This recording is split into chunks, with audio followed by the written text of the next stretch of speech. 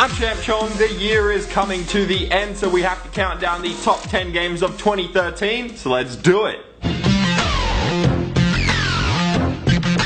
G'day guys, welcome to this special edition of the show where today I count down from 10 to 1 and find out the best games of 2013. And if you guys do enjoy today's video, please remember to smack the like button once you finish watching. And now let's get to the top 10 with our first one on the list, number 10. So the first game on our list coming in at number 10 is Batman Arkham Origins. And this game is just ridiculous. It's everything we've already seen in a Batman Arkham game, but now it's just even better and updated. The story continues, the villains keep coming our way, and it's just an amazing overall game. Most of all, it's just a bunch of fun. At number 9, it's a downloadable game. It's Far Cry Blood Dragon. And yes, you may be thinking, wait champ, what the hell's going on? Why are you giving us a downloadable game in the top 10 list? Well, in this day and age, we can include games that are just downloadable and that aren't available in stores. And on top of that, Blood Dragon is just an insane game. You take Far Cry 3, which came out like a year ago, and then you add on this 80s theme in the sci-fi realm, and it's just ridiculous. It's definitely worth picking up, and you don't even need to play Far Cry 3 to get the great experience of this game. Now at number 8, it is Assassin's Creed 4. It seems like Assassin's Creed games always make it in the top 10 list of any year, but this year it seems that Assassin's Creed has kind of fallen down to the 8th spot. This game is pretty good, the story is great and everything, but I don't know, I just feel like I'm kind of getting tired of Assassin's Creed. That's why it's kind of fallen down the list, but it's still a bloody great game. It seems like I'm saying every game on this list is pretty great, but yeah, I guess it is a top 10 list of the best games of this year. So with that being said, we now move to number 7. BioShock Infinite is our number 7 on the list, and even though I'm not the biggest fan of this game, it's still definitely worth picking up. If you're yet to pick this game up, you could probably get it at around half price, maybe even less than that. And one thing I do want to point out about this game is that even though the story is amazing, you've also got a great controller system for the game. Something about it was just really awesome, and it just felt really great when you were playing the game. Especially hooking onto things and all that, and just using the guns and everything, it was just really good. Additionally, I know a lot of people would have put this game higher up on their list, but me not being the biggest fan of it, it stays at number 7. Now to number 6. At number 6 is Dead Rising 3. Now this game is just on the Xbox One, and it's definitely worth picking up if you're getting an Xbox One soon. For a launch title, this game is a must, because it's got like a million zombies in front of you. Like when you're playing this, you'll realize how ridiculous this game is. You're building weapons just like you did in the previous games, but now you're not in a mall, you're out in the open world, and there's just zombies everywhere. On top of that, you add in the co-op mode, you play with friends online, and it's just, I'm speechless. This game, it should have been higher in the list, but I feel like there's some better games than that, so we move to number 5. So we're halfway through this list, and as you can see, Tomb Raider has taken the number 5 spot. Now when this game was originally announced and when they showed off the new Lara Croft, I wasn't too sure about it, but once I played it, once I experienced the great story of Tomb Raider, I kind of regret being skeptical in the first place, because this game was just amazing. And with it returning for the PlayStation 4 and Xbox One for the definitive edition of the game next year, I can't wait to see what they do. Now I'm not sure if I'll play the whole story again, because it's going to be the same story. Even though the story is great, I just don't know if I'll play it next year again, since I've already played the game on current gen. Or should I say last gen? Well,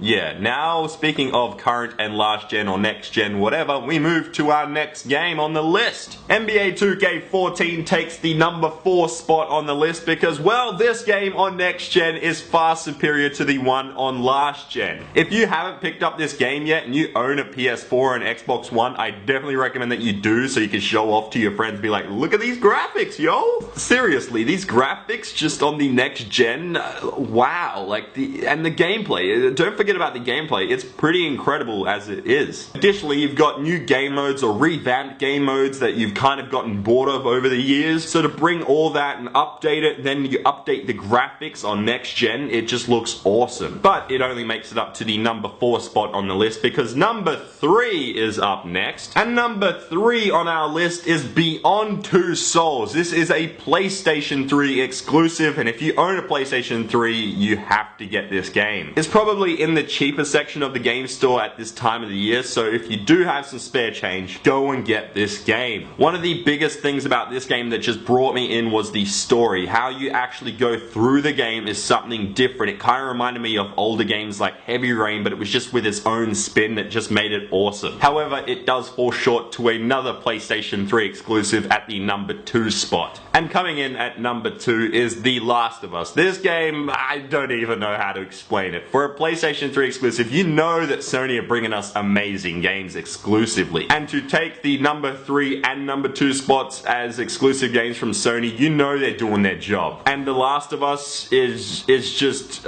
I'm speechless yet again. These games this year have been ridiculously epic. And that's the word that I'm kind of searching for, epic, because The Last of Us could be in my top 15 games of all time. Just like Beyond Two Souls, they've done an amazing job at bringing in the story into the game with the characters and the gameplay, and it all just works. And I know I've said this plenty of times in this video, but if you haven't played this game, you have to pick it up. But speaking of picking up games, everyone's picked up the number 1 game of the year, because the number 1 game is Grand Theft Auto 5. This is no surprise. Grand Theft Auto 5 is the game of the year. Definitely, hands down. As amazing as all these games are on the list, this game just completely crushes the competition. No disrespect to any of the other games. I enjoyed playing them. They were awesome. But this game has everything that you'd ever want. I probably logged in hundreds of hours into this game. I tried finishing the single player 100%. I didn't do it yet because it's just too much work. Then you got the online, which had a rocky start, but it's finally fixed and it's just an amazing experience. So yeah, hopefully you guys enjoyed my top 10 list. In the comment section, please leave your top 10 list of games that you played this year. Specifically games that came out this year and that you've already played. So if you haven't played 10, maybe put 5 down. But yeah, that's my list. It's been a great year of games. Hopefully 2014 delivers the same or even better. But yeah, if you guys enjoyed today's video, please remember to smack the like button, because I'm Champ Chong Max Australian. I'll see you guys in the next video.